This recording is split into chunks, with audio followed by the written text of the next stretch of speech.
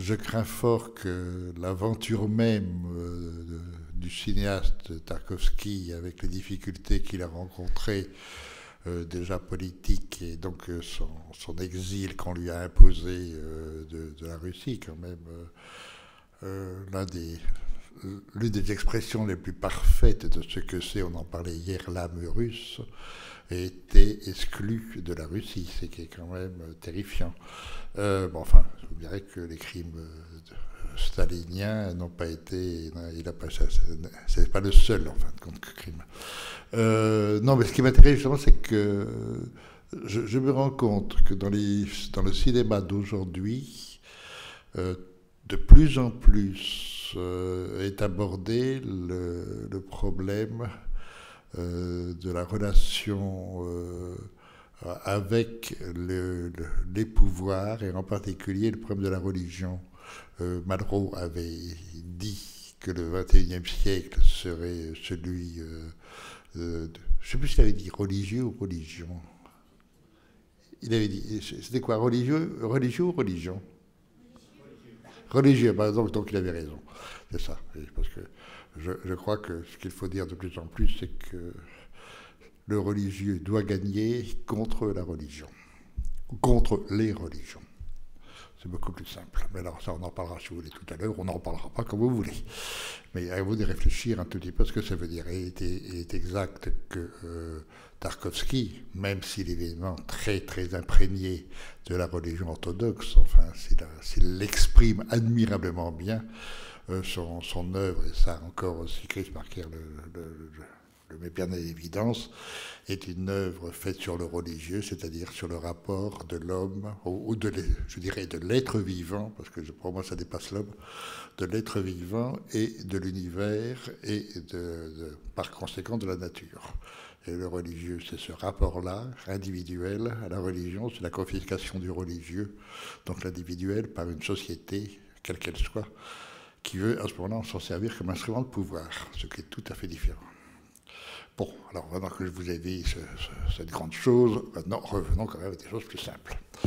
De toute façon, ce que Chris Marker montre bien, on l'avait abordé hier, c'est le rapport donc à la nature et à la nature profonde, et en particulier au travail sur les quatre éléments qui est très bien montré. Et en effet, c'était l'avantage de pouvoir avoir des extraits de films quand on en parle.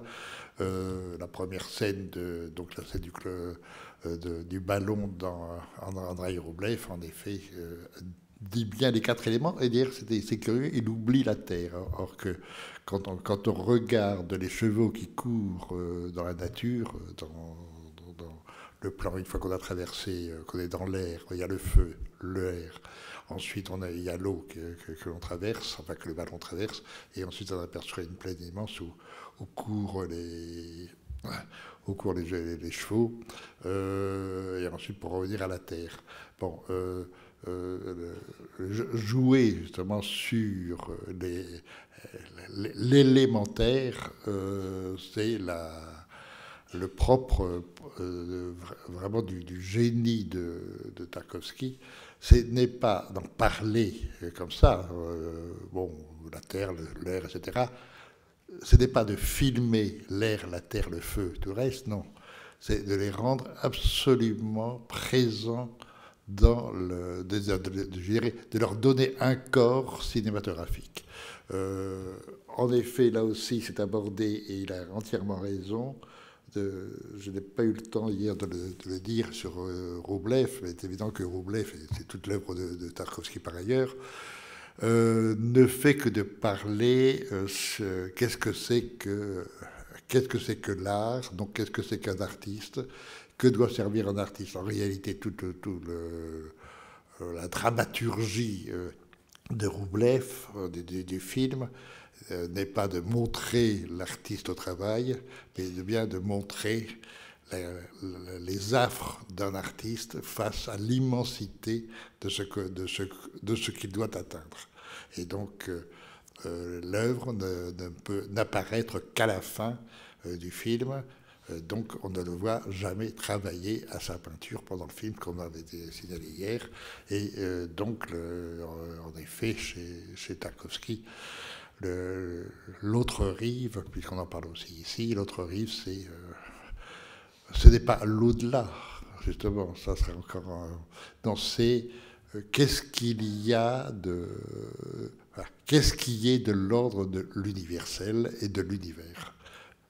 Et chaque individu, chaque être humain se doit d'aller vers ça. Donc après, vous appelez ça Dieu, vous appelez ce que vous voudrez, mais c'est évident que c'est ce parcours-là qui intéresse Tarkovsky, c'est ce parcours-là qu'il cherche à filmer et à lui donner une caractéristique. D'où, par exemple, c'est très intéressant, je ne le connaissais pas, moi, ce travail s'il y a d'autres temps, tant que je le découvre avec vous, mais c'est absolument passionnant.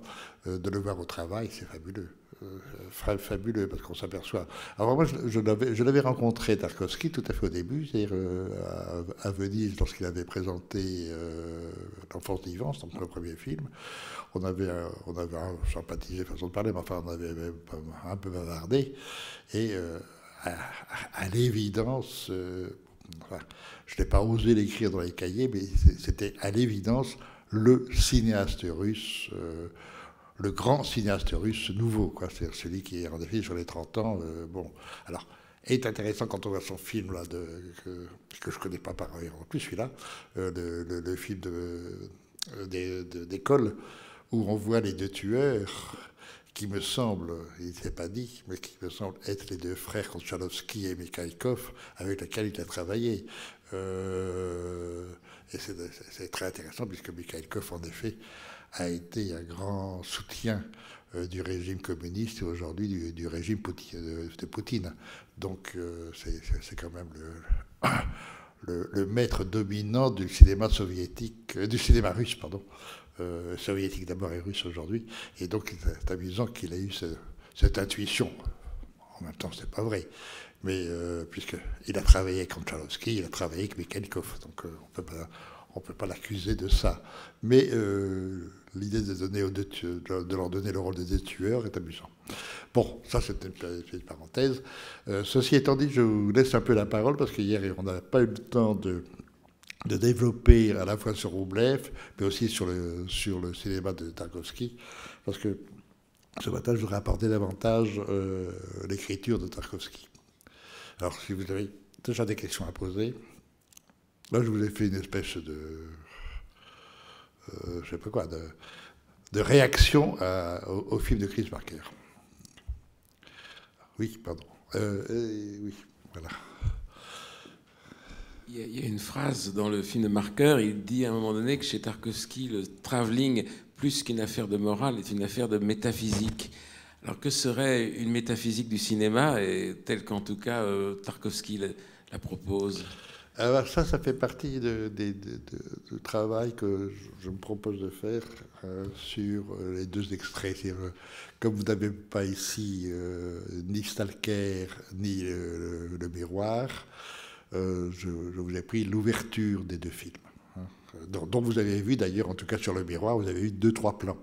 Le premier plan du début où la femme est assise sur la barrière, de vue de dos. Et l'arrivée ou le départ à la fin de l'homme qui vient lui rendre visite et qui me permet d'ailleurs de rappeler quelque chose de biographique, c'est que Tarkovsky, donc fils du grand poète Tarkovsky, a été abandonné par son père, ce grand poète, à l'âge de 3 ans. Et le rapport de Tarkovsky à sa mère, mais aussi à son père, qu'il admirait énormément. Donc le poète, être fils d'un grand poète, quand on est, c'est un héritage lourd à porter. Il a, je pense, réussi à le porter admirablement bien, parce qu'on ne peut pas faire plus poète que Tarkovsky. La notion de travelling, à ce moment on arrive donc à la technique. La notion de travelling et affaire de morale, je m'explique pour certaines personnes qui ne sont pas au courant. Affaire de morale, c'est-à-dire c'était une phrase, je ne sais plus si c'était Godard ou Rivette, enfin l'un des deux, à propos d'un film italien de Pontecorvo Comte-et-Corveau sur les camps de concentration où Comte-et-Corveau avait admirablement mis en scène tous les déportés, les files des déportés qui attendaient les uns le four crématoire, les autres le travail, etc. Et avait fait un magnifique travelling sur ces déportés, et ça avait profondément choqué sur le fait qu'on ait pu faire ce travail-là et avoir pu penser qu'on puisse filmer de cette façon-là pour faire un beau plan. Et un beau plan, donc la notion de travelling est affaire de morale, car c'était une idée d'une certaine façon abjecte. Bon, alors c'est de là cette phrase qui est très célèbre maintenant, très célèbre dans le cinéma, le travelling est affaire de morale. Et ici, Marker, trop content de pouvoir faire un petit coup contre le cahier du cinéma, le métamorphose en disant c'est affaire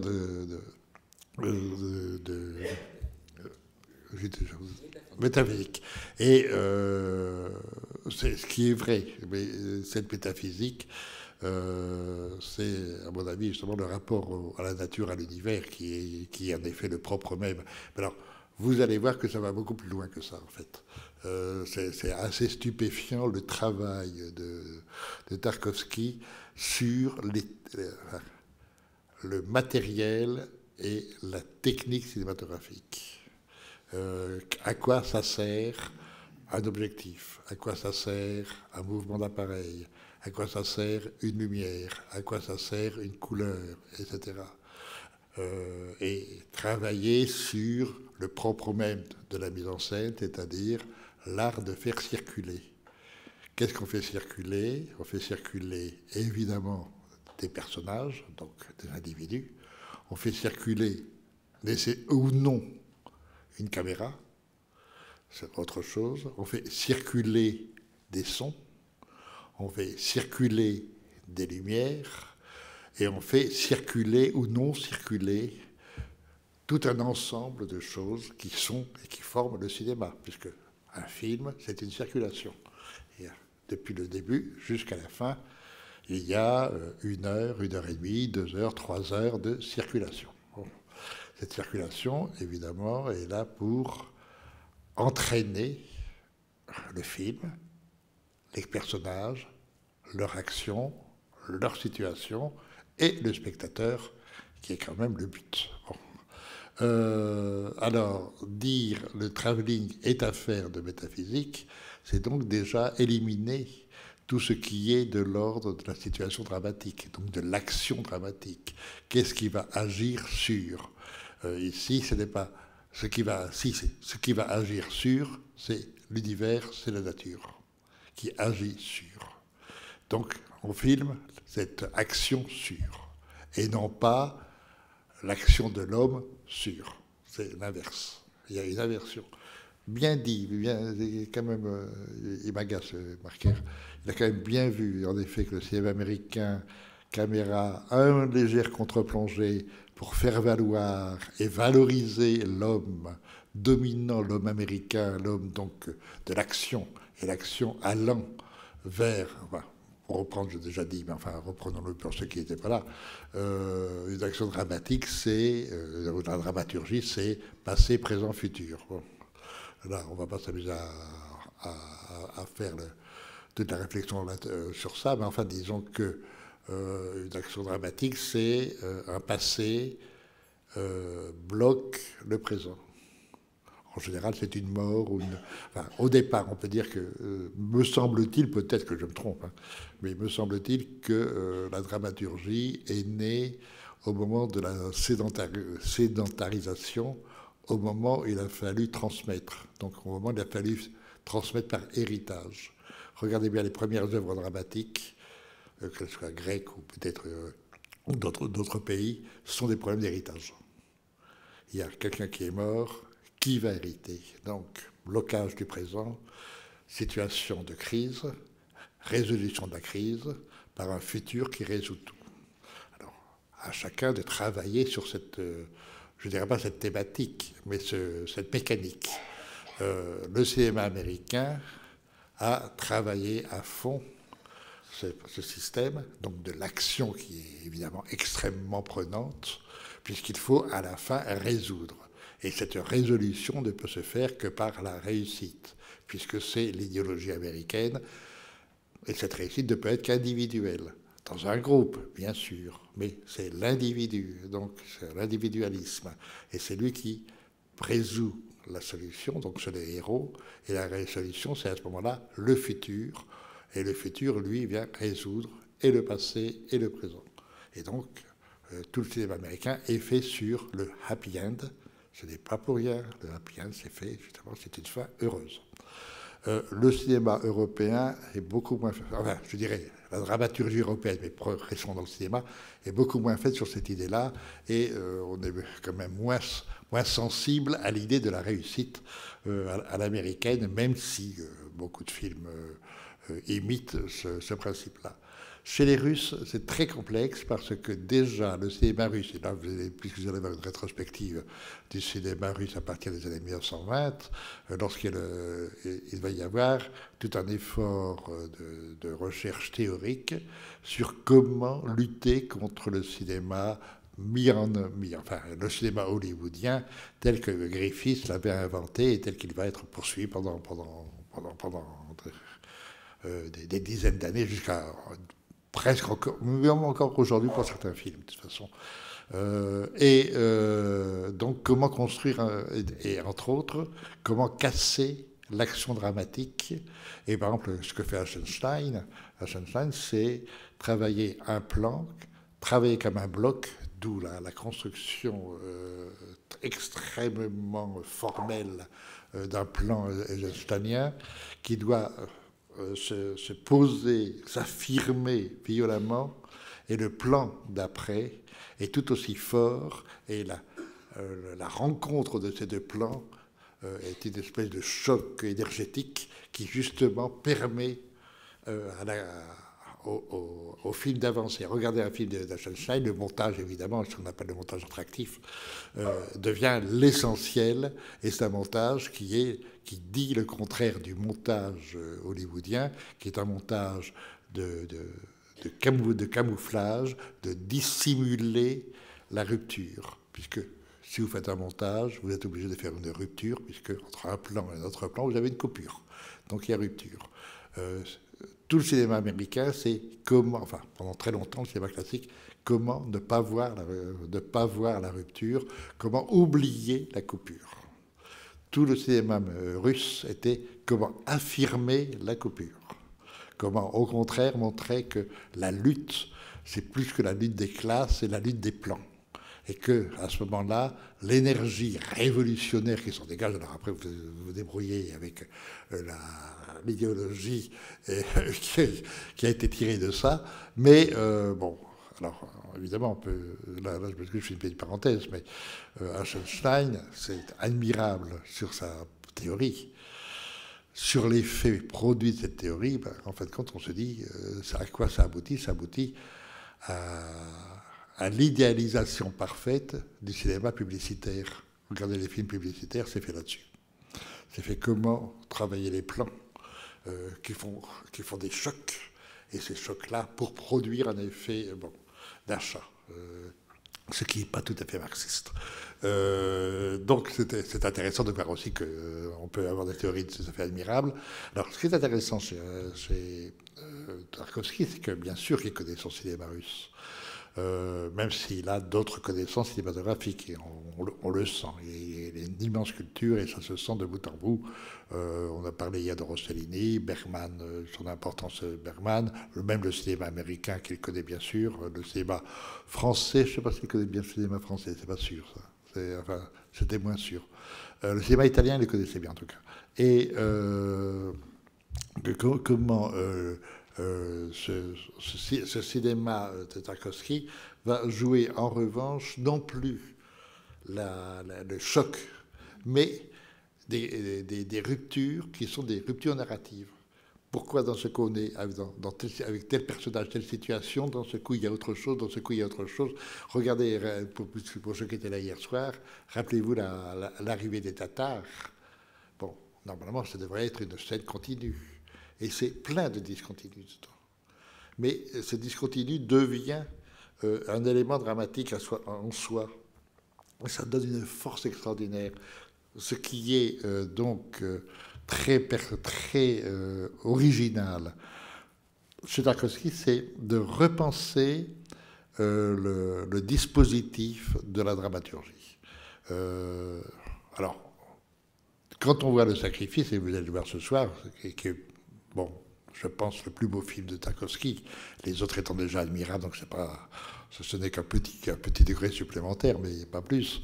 Et quand on voit en particulier ce dernier plan dont on vous parle et dont on voit, ça je ne savais pas que ça existait, qu'on a tourné le tournage de ce dernier plan qui est un des plans les plus stupéfiants de l'histoire du cinéma. Je veux dire que dans ce qu'on appelle les plans séquences, c'est-à-dire des plans qui durent pendant 5, 6, 7 minutes sans interruption, justement, sans rupture de montage. Donc à ce moment-là, en totale continuité, avoir fait ce plan-là, mais c'est de la folie, mais de la folie. Et comme on le dit très bien, il ne pouvait le faire qu'une fois, pas deux. Parce que faire brûler une maison, faire se jouer tout ce qui se joue, ça, pour ceux qui ne l'ont pas vu, vous allez le voir ce soir, c'est absolument hallucinant. Et en effet, ce n'est pas du tout quelque chose pour faire des effets. C'est pas un effet comme ça de ce que fait d'ailleurs admirablement bien, par exemple, De Palma dans le film, comment ça s'appelle, le début de ce combat de boxe là. Hein? C'est ça, l'œil du serpent, qui est un plan séquence magnifique, mais américain quand même, très chic-choc. Alors que là, c'est un plan hallucinant. Et quand on voit ce plan, on se rend bien compte qu'au fond, c'est pour ça que j'en arrive à ce que vous m'en dites sur le travelling métaphysique, c'est que Tarkovsky va là où les autres, bien sûr, vont un peu, quelques-uns parmi les grands, un peu plus que d'autres. Mais lui filme le temps. Et l'espace lui sert à montrer le temps. Ça, je vais vous le montrer tout à l'heure, entre autres dans le début de Stalker. Mais Stalker, c'est fait là-dessus. Mais c'est vrai aussi sur le miroir, c'est vrai sur Roublev. En réalité, il vous filme du temps. Et la temporalité, à ce moment-là, prend une sorte d'existence. Donc, l'espace temporel répond, ou en tous les cas supplante, l'espace visuel, ou l'espace physique, si on veut, l'espace naturel, en se servant de cet espace. Là, tout à l'heure, il l'a bien montré dans Roublev, puisque l'a vu aussi hier, l'arrivée, enfin le départ sur le lancement de la cloche, et toute la foule que l'on voit, etc., et ensuite le mouvement d'appareil qui, pour aboutir à la fin, à une plongée radicale, et donc sur une verticalité totale, c'est un plan qui est en effet sur l'idée de durée, mais qui se traduit par l'espace de la nature. Enfin, bon, l'espace dans cette nature de l'espèce humaine, donc de cette foule, son mouvement, et comment ce mouvement est pris en compte pour arriver à cette verticalité, à ce plan, qui est en fait le point de vue de la cloche avant même qu'elle soit installée. Donc, comment la cloche se regarde elle-même avant d'être là. Donc, on n'est plus du tout dans une logique de narration spatiale, mais on est bien dans une logique où d'un seul coup, on est dans l'idée même du temps, de la temporalité. Attention, maintenant, est-ce que ça va sonner ou pas sonner? Est-ce que est-ce que les puissances de l'univers, et en particulier le mouvement de l'univers, c'est d'abord et avant tout le temps. Et Tarkovsky est un immense cinéaste du temps, et c'est pour ça qu'il n'est pas si connu. Dans sa génération, on n'en était pas encore à se poser la question, c'est pour ça que je dis que c'est un cinéaste aujourd'hui, se poser le problème de la temporalité qui devient de plus en plus, en tous les cas dans le cinéma, le grand cinéma, la question principale. Quand vous voyez les mélancolias, c'est de cela dont il s'agit. Et les catastrophes, ou dans l'arbre de vie de Malick et dans bien d'autres films, aujourd'hui, le problème de la temporalité. Qu'est-ce que nous faisons, par exemple, pour Oncle Bonmi, le film thaïlandais, qu'est-ce que nous faisons du temps? Le temps est présent, et ce temps présent a été ignoré, comme le montre bien justement Oncle Bonmi. Dans le présent, il y a la présence de l'univers, la présence du monde qui a existé, des morts, etc. dans le film, il y a présence. Et aujourd'hui, la mécanisation du monde et son pouvoir de l'argent qui n'a plus de sens véritable fait que le présent n'est devenu qu'une succession de petites choses qui sont déjà en train de passer. La fin du film, c'est alors qu'ils ont été ces paysans thaïlandais qui ont été nourris de l'immense culture de la présence, je dirais, d'une façon aussi religieuse, donc panthéiste, à la fin sont assis au bord de leur lit, en train de regarder la télévision, qui passent les informations et qui regardent ça. C'est-à-dire, ils regardent du présent en train de passer. C'est-à-dire, il n'y a plus rien de ce qu'est le présent, il n'y a plus rien de ce que c'est que la temporalité, il n'y a plus rien de ce que c'est que la richesse de la vie. Je pense que c'est, au-delà même du cinéma, peut-être la question qui va se poser de plus en plus pour les futures générations. Qu'est-ce qu'ils vont faire de leur temps? Le temps a été détruit en disant le temps c'est de l'argent. Aujourd'hui, on voit ce qu'est devenu. Qu'est-ce que c'est que l'argent? C'est plus rien, donc il est temps de revenir au temps. C'est une petite réflexion comme ça pour s'amuser, mais ça me semble indispensable. En tout cas, si on veut regarder les films d'une façon intéressante, c'est-à-dire si on veut les considérer en effet comme dignes d'être les éléments d'un art réel, d'un art aussi important que les autres, la question du temps, de la temporalité redevient capitale et cruciale. Alors, de cela, ce qui me frappe justement ce Tarkovsky, c'est la façon dont il filme le temps. Alors, je n'ai pas eu encore de questions, peut-être une ou deux questions encore, et puis avant de passer peut-être aux deux extraits.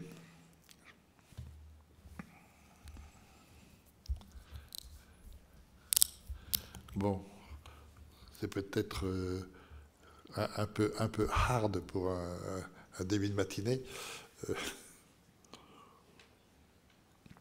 Alors, si vous voulez, on va passer. Normalement, j'aurais dû passer le miroir, puisque vous avez vu Roublev, vous avez vu le court-métrage de fin d'année, donc là aussi l'enfant, etc.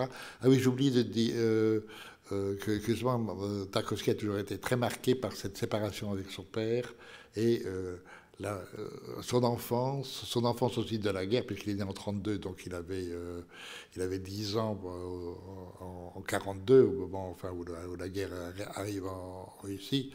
Donc cela lui a laissé des traces très, très fortes, et l'importance de l'enfance dans son œuvre.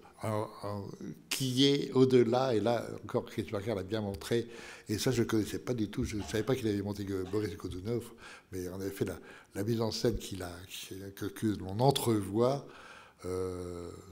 ça lui allait bien. Là il était réellement dans la Russie, là.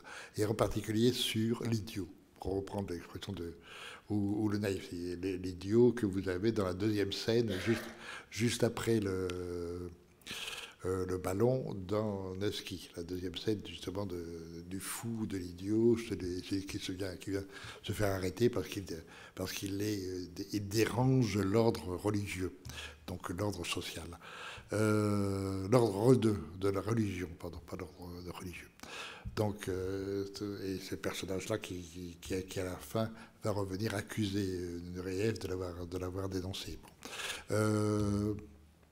Et dans ce rapport justement à l'idiot, donc au naïf, donc à celui qui est l'innocent, à celui qui est, pour parler en termes maintenant orthodoxes ou chrétiens, le bienheureux, celui qui est directement en contact direct avec le Christ ou avec Dieu, enfin tout ce que vous voudrez. Ce personnage-là, évidemment, est très présent dans l'œuvre de Tarkovsky. Vous l'avez quasiment dans tous ses films. Ça peut être l'idiot justement de Roublev, celui-là, ce fou. Ça peut être aussi le jeune fondeur de Cloche, qui est tout aussi innocent d'une certaine façon, mais qui est animé d'une foi, d'une force qui lui permet de dépasser. Bon, ça ça appartient justement là encore, plus que dans d'autres cultures, à ce qu'on appelle l'âme russe, l'importance de l'idiot, l'importance du fou. Attendez, je ne sais plus pourquoi je disais ça d'ailleurs. Ça devait être sûrement très intéressant, mais je ne m'en souviens plus. Bon, bah tant pis. Alors, oui, je sais pourquoi. Donc, l'importance de l'enfance chez Tarkovsky, et ça, c'est vrai, je n'y avais pas pensé, que même que son premier film, celui qu'on a vu hier, c'est quand même l'enfant et l'artiste. L'enfant artiste est exclu par les autres, et qui trouve quand même, bon là c'est un tout petit peu Konchalovsky, qui trouve quand même dans le brave ouvrier rouleur compresseur le sérieux du peuple, qui lui comprend l'artiste. Ça c'est autre chose, mais c'est pas ça au fond que traite réellement Tarkovsky. Et donc l'importance de l'enfance chez Tarkovsky, et de commencer en effet son premier film par le plan de l'enfant et de l'arbre, et de le terminer en effet dans le sacrifice par le plan de l'enfant qui dort au pied de l'arbre, c'est quand même assez étonnant d'arriver à ça. Je ne rentrerai pas dans les problèmes d'occultisme et de machin là de Boris Pasternak. Bon, pourquoi pas après tout, mais c'est pas ça qui m'intéresse. Non, ce qui est vraiment son cinéma à lui, c'est d'un seul coup de nous mettre dans cet état de regard qui n'est plus un regard de je veux savoir, mais je veux connaître. Ou c'est ça, ce n'est pas je veux savoir, c'est-à-dire volonté de pouvoir et volonté de dominer le monde, mais je désire connaître, donc être dans le monde. Et ça, c'est là le propre même de tout le cinéma de Tarkovsky. C'est pour ça qu'il n'y a pas de finalité chez Tarkovsky. Regardez par exemple la fin de Roublev. Ça revient alors à ce moment-là, en effet, à la pluie, aux chevaux, etc. Simplement, Roublev a compris le message. Bon, a compris le message du jeune fondeur. Et tous les films sont faits là-dessus. Il n'y a pas de savoir, il n'y a pas de pouvoir. Il y a est-ce que je connais ou je ne connais pas le monde, ou donc je me connais. Et dire, là encore, il y avait un moment où on posait la question, est-ce que tu te connais? C'est la question dans le sacrifice entre la femme et le mari dans le miroir. Enfin, ce rapport-là. Alors, si vous voulez, on va peut-être passer le début de Stalker. Même le service de censure communiste de l'époque a quand même compris que cette évocation qui nous était montrée, ça pouvait renvoyer à une situation réelle de l'État communiste. C'est-à-dire comment on vit dans un passé une fois pour toutes arrêté et comment on est bien dans ce passé. Alors, toute l'histoire, c'est évidemment comment, non pas échapper, ça vous seriez chez les Américains, mais comment se servir de cet enfermement pour entrer dedans, non pas pour en sortir, mais pour entrer dedans, c'est ce qu'on vous a dit tout à l'heure, où on entre dans la zone pour être encore un peu plus enfermé, et dans l'enfermement, pouvoir sortir, ou pouvoir essayer de sortir. C'est donc le contraire même, je dis, intrinsèquement, d'un film américain. Un film américain, obligatoirement, on va sortir de l'enfermement. C'est Tarkovsky. Il faut entrer dedans pour avoir d'autres rapports avec des choses beaucoup plus anciennes, beaucoup plus profondes, beaucoup plus temporelles, qui est l'ordre de l'univers, l'ordre du cosmos, l'ordre de la nature, l'ordre de la vie, etc. Avant aussi une science qui se pique de son savoir pour ne pas connaître. Ce qui est, je le répète, très, très intéressant comme pensée, parce que ce n'est pas forcé, ce n'est pas du tout comment dirais-je, pas d'ignorance de la... quand on refuse la science, pas d'occultisme. Comment? Voilà, ce n'est pas de l'obscurantisme, c'est dire il y a plus que la science, plus que le savoir, non pas qu'il faut ignorer le savoir, il faut bien sûr l'avoir. Ce savoir, il faut le connaître, le savoir. Mais souvent, il faut connaître. Il faut que le savoir aide la connaissance et non pas l'inverse. Il ne faut pas que la connaissance soit limitée par le savoir. Et ça, même les scientifiques le savent, puisqu'il y a quand même eu assez de découvertes scientifiques qui ont été faites contre les savants. Bon, ça c'est un autre sujet, mais ce qui est intéressant, c'est de voir filmer ça. Alors maintenant, on va continuer le tout début de cette séquence, et ensuite d'arriver au personnage qui arrive en très gros plan, regardant la caméra, regardant le spectateur, mais en même temps, la conversation se fait au-dessus du spectateur. Lié, je répète, la première phrase, regardez quand même à la fois les génériques dans un film, quand ce sont des grands films, mais écoutez toujours les premières phrases, c'est capital. Si vous voyez par exemple I Watch Shot de Kubrick, où est mon portefeuille, c'est capital dans le film. Donc c'est pas, alors que c'est une phrase d'une banalité totale. Ici, pourquoi tu pris ma montre? Donc pourquoi tu me prends mon temps? Voilà ce que ça veut dire. Et en effet, le personnage veut quitter ce temps-là pour aller vers un autre monde, vers un autre temps. Et donc proposer à des gens, un scientifique et un poète, oui c'est ça, d'aller dans un lieu où ils peuvent assumer leurs désirs. Seulement, on ne peut plus avoir de désirs si on n'a plus le temps. Bon, amusez à vous à réfléchir. C'est un film tout à fait passionnant, Stalker. Alors, sur la mise en scène, sur la façon dont Tarkovsky pense chacun, ça c'est... Ça s'appelle comment ça? Ah bon. Voilà. Là, on a, au point de vue dispositif de mise en scène, c'est réellement la présence du décor qui fait. Ce qui est le propre même d'une vraie mise en scène de cinéma. Ce qui différencie le cinéma du théâtre, c'est qu'au théâtre, vous n'avez pas besoin de décor. Le texte se suffit. En revanche, au cinéma, le décor est indispensable. C'est le décor, le paysage, etc.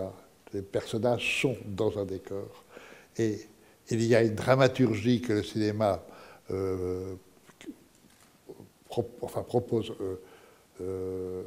offre, que n'offre pas directement le théâtre, c'est le rapport dramatique entre les personnages et leur environnement. Comment ils sont dépendants du décor. Et ici, c'est extrêmement net. Il est évident que le décor dans cette ouverture, que ce soit celle du café au départ ou celle-là, vous êtes absolument dans un monde totalement fermé et les personnages sont pris comme une araignée, et comme un insecte dans une toile d'araignée. Ils ne peuvent pas s'en sortir. D'où, si vous voyez l'intelligence de ce que c'est qu'une mise en scène, pourquoi à ce moment-là faire arriver nos deux personnages, l'homme et ensuite la femme, en très gros plan, comme pour s'arracher au décor, comme pour imposer leur existence. C'est cela une mise en scène. C'est cela une mise en scène. Voilà, c'est cela cette mise en scène. Et ce qu'elle signifie, évidemment. Après, regardez tout le film, vous verrez que le film est constamment travaillé comme ça. Et sur les mouvements d'appareil, bon, c'est tout à fait pareil. Je ne sais pas si vous avez des questions à poser, parce que là, je m'aperçois que je parle beaucoup, mais personne ne parle. Bon. Mais il faut peut-être... Oui, alors allez-y. Je crois qu'il y a quelqu'un... Oui, alors c'était une remarque peut-être par rapport à un détail, mais au début, dans le film là, de Chris Marker, on voyait aussi un extrait du début du miroir, je crois. Qu'on va voir maintenant, oui. Et là, au début de Stalker, j'ai remarqué qu'à chaque fois dans ces débuts, on a le son d'un train qui s'en va, d'un sifflement et d'un train. Et je voulais savoir qu'est-ce qu'il y avait, enfin, quelle pouvait être la signification. Est-ce que c'est un départ ou au contraire? Vous étiez là hier à Roublev? Vous étiez à Roublev hier? Oui. Bon, quel est le premier son qu'on entend dans Roublev? La cloche. Sur le générique noir. Le générique n'a pas encore commencé. Sur le noir de l'écran, vous entendez la cloche. C'est-à-dire, en d'autres termes, l'invite à un autre monde, à l'autre rive. Enfin, c'est-à-dire, l'invite à l'imaginaire, l'imaginaire étant lié à la vie et la vie étant reliée, je répète, à l'univers et donc à la nature. En d'autres termes, il y a toujours un mouvement et ce... Je ne sais pas s'il y avait de ce là. Je sais pas. Bon, je vais essayer de le fermer. Voilà, bon. Oui, je ne sais plus où j'en étais. Bon. Si vous voulez, c'est ça qui nous invite. C'est-à-dire, les personnages, bon, par exemple, ici, ce qui est très net, vous avez le début, bon, je parle de la chambre, je ne parle pas du café, parce que le café va revenir immédiatement après. C'est là où notre stalker, notre personnage, va rencontrer les deux voyageurs avec qui, donc, le scientifique et l'artiste. Donc, les deux tenants de la connaissance d'aujourd'hui. Dans le temps, ça a été la religion qui faisait cet emploi, qui avait cet emploi-là. Aujourd'hui, c'est plus moi, là. Donc, aujourd'hui, la science et l'art sont en effet les deux supports de la connaissance. La religion n'étant plus direct. Donc le religieux non plus, n'est plus directement lié. Il est subordonné aux deux autres. Alors que dans le temps, les deux sciences et art étaient subordonnés à la religion. Bon, ça c'est en effet un aspect de notre temps et qu'évoque forcément Tarkovsky. Alors, dans votre question, en effet, il y a toujours l'ouverture aller vers la connaissance. Quoi connaître? Où aller pour la connaissance? Et vous avez pu remarquer que c'est la vraie connaissance chez Tarkovsky, c'est-à-dire qu'il n'y a pas de réponse. La vraie science, celle de la connaissance, c'est le pourquoi. Je dirais la fausse science, c'est pas vrai, il ne faut pas exagérer. Bon, enfin, la science dangereuse, disons, celle du scientisme, c'est le comment. Je vous donne l'explication. Alors que la vraie science, c'est pourquoi. Le doute. Bon, ça, quand on commence à réfléchir là-dessus, on remarque qu'il y a des profs de philo, je vais peut-être me faire engueuler, mais enfin, ils n'ont peut-être pas le même point de vue. Bon, on va peut-être rapidement passer le début justement du miroir, qui est une très belle scène, alors donc là, qui évoque réellement son rapport à sa mère, l'idée de ce père qu'il a eu, n'a pas eu, puisque, je répète, ce père-là, depuis l'âge de 3 ans, l'avait donc quitté la famille, même s'il avait resté. Bon, on y va, si vous voulez bien, sur... merci. Alors là, je me tais. Hein. on se rend compte que quand même le discours de Tarkovsky est un discours très, très, très ressenti et très, enfin, d'une grande cohérence en tous les cas poétique sur le retour ou la nécessité de revenir non pas à nos origines, mais très exactement à nos sources profondes. C'est dit vraiment, tout le discours du médecin, c'est dit. Bon. Est-ce que vous avez encore posé une question, parce qu'il faut qu'on y aille, sinon on va se gronder. Pas de question. Bon, ben oui, ici, par une question. Là. Pardon. Dernière question. Le miroir s'ouvre sur le bègue qui retrouve la parole et se termine par le cri de l'enfant libérateur après la passion selon saint Jean. Dans le sacrifice, c'est pareil, l'enfant ne parle pas, et infants au début, et après, à la fin du film, il parle. Je pensais déjà hier à un rapport avec Ordette de Dreyer sur l'idée du miracle final par rapport au miracle esthétique de Roubloff. Qu'est-ce que c'est que cette idée de la parole? Alors, est-ce le verbe ou pas divin, mais en tout cas la parole qui obsède finalement Tarkovsky sur l'idée de la parole qui libère et qui est le vrai miracle quelque part. C'est que la parole chez Tarkovsky, c'est une parole qui ne signifie pas. C'est une parole qui ne répond pas. C'est une parole qui reste très souvent en question. Vous regarderez, vous n'avez peut-être pas fait attention hier, mais par exemple, les deux grands dialogues entre Théophane et Roublev étaient quand même des problèmes questions, je dirais pas question-réponse, c'est question-question. Enfin, par exemple, le moment, puisqu'on l'a revu tout à l'heure, le moment où Roublev, avec Théophane, d'un seul coup dit « Non, c'est pas moi, je ne suis pas celui-là, je ne suis pas celui qui peint, je suis l'autre, celui qui a peur. » Bon, d'un seul coup, toute affirmation est elle-même soumise, non pas à sa négation, alors là c'est plus moi, bon, non plus à sa négation, mais à sa problématique. Et donc la parole joue un rôle de liaison, mais elle ne crée pas de véritable lien, en tout cas, elle ne crée pas de nœud dramatique. Jamais. C'est pour ça que chez Tarkovsky, par exemple, vous allez voir très très très nettement ce soir dans le sacrifice, les personnages passent leur temps à circuler, etc. La scène, cette fameuse scène qu'on a vue tout à l'heure, bon, n'est fait que là-dessus, sur des circulations. Les gens cherchent à se sauver, etc. Tout est fait sur un désir de circulation. Pour répondre aussi à votre question sur le bruit, sur le son.